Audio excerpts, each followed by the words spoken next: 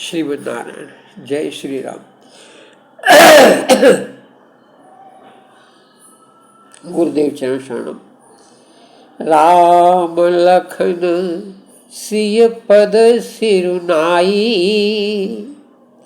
अब फिरे बन के जिम बूर गवाई।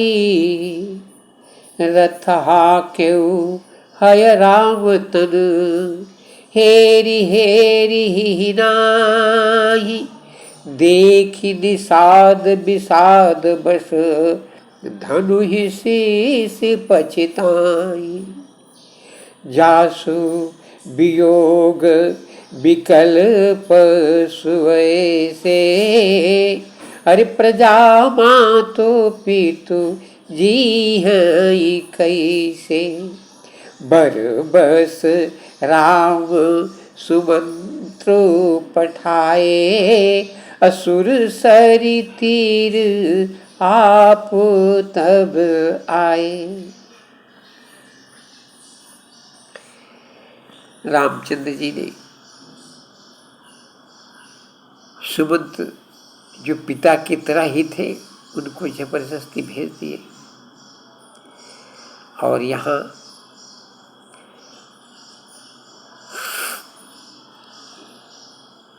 जो उनका परम हितैषी सदा साथ रहने वाला निषाद, उसके कुछ प्रेम के बारे में बताया गया।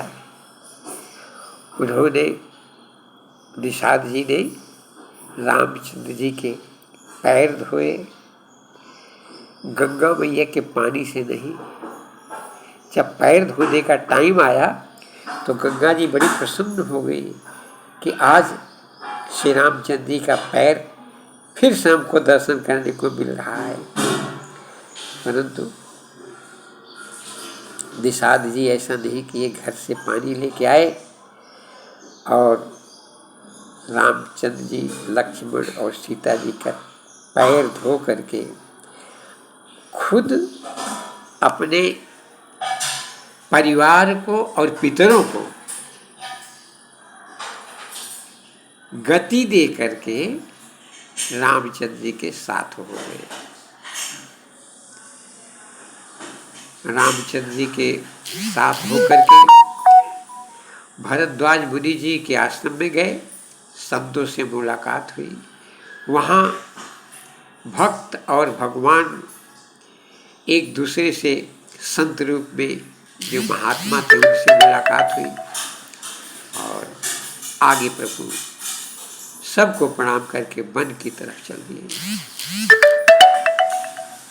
जहाँ जहाँ वो विश्राम करते रुकते, पूरे गांव वाले इकट्ठा हो जाते और बड़ा सम्मान करते।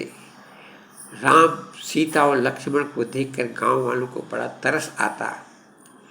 इस प्रकार से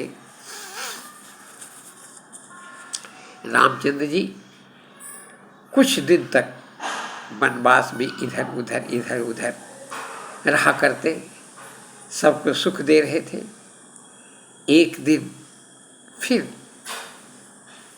रामचंद्र जी के मन में आया कि लक्ष्मण जी को थोड़ा और सचेत कर दूं, क्योंकि उनको कोई आदेश नहीं दे सकते थे।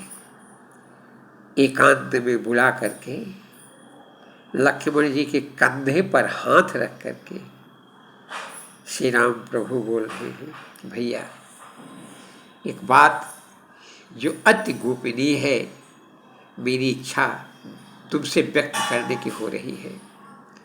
इसको जानकी भी नहीं जानती,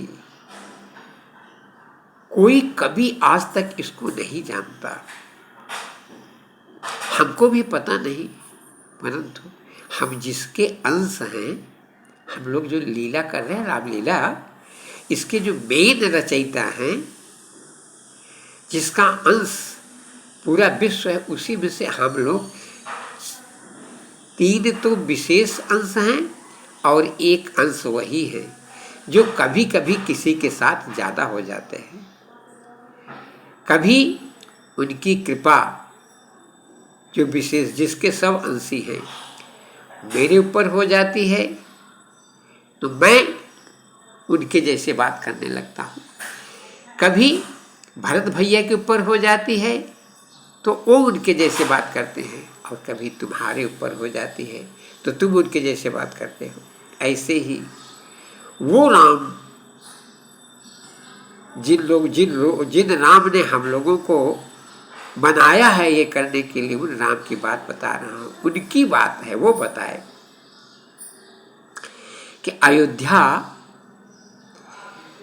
का राज और राजा ऐसे थे कि त्रैलोक्य में उनका ढिढोरा बजता था। राजा दशरथ कहीं युद्ध करने नहीं जाते थे, जिसके तरफ वो ध्यान दे उसकी विजय हो जाती थी। देवताओं दैत्यों में युद्ध हुआ, देवता के साथ हुए और विजय हुई।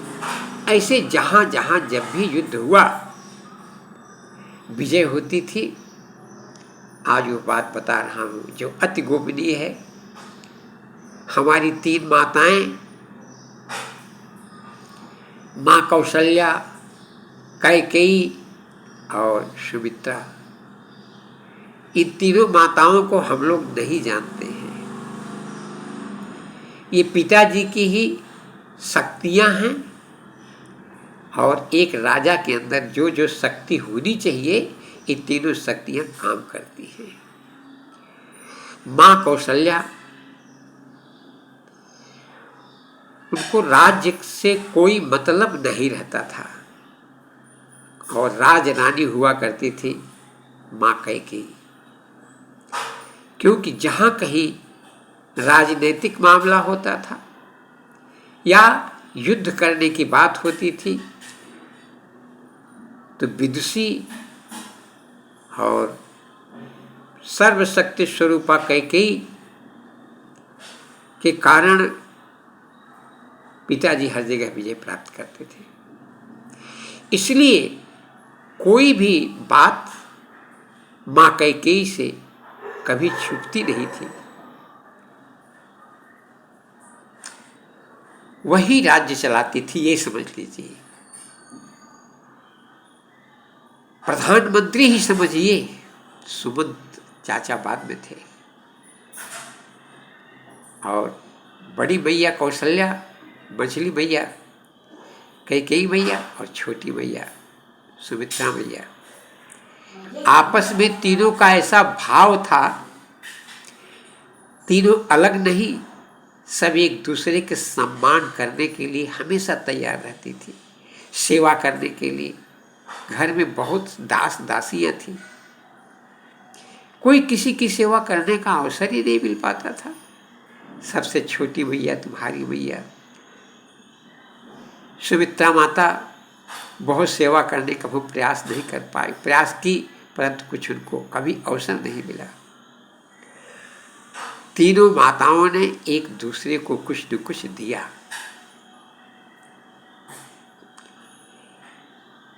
बड़ी मैया कौशल्या मैया ने कैकेयी मैया को अपना पूरा अधिकार दे दिया कि तुम जो चाहोगी करो, हम उसमें बीच में कभी कुछ बोलेंगे नहीं, तुम्हारी बात को मान लेंगे।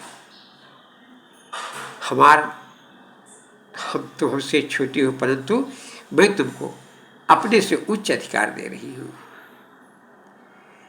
माँ कैकेयी ऐसा नहीं चाहते थे, परंतु फिर भी उनके सम्मान की वजह से एक विशेष हार माँ कौशल्या ने कैकेयी को दिया। और सुमित्रा मैया माँ कैकेयी के पास आई, और ये दोनों जन मिल करके सुमित्रा मैया को ऐसा स्थान दी थी जो त्रैलोक्य में कहीं नहीं है।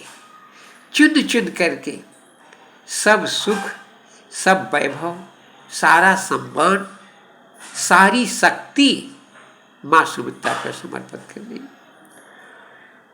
इसीलिए सुमित्रा और धन्य हो गई, और हृदय से सोचती थी मैं उनको क्या दे पाऊं। माँ कौशल्या और कैकेयी के ही कारण माँ सुमित्रा को तुम और शत्रुघ्न भैया आए और माँ सुमित्रा ने कह दिया, मेरे पास तो कुछ नहीं है, ये मेरे बालक हैं, मैं इनकी सेवा करूंगी, मात्र इनकी सेवा करूंगी, परंतु इनका ये मात आपके आदेश की, आपकी आज्ञा का पालन करेंगे।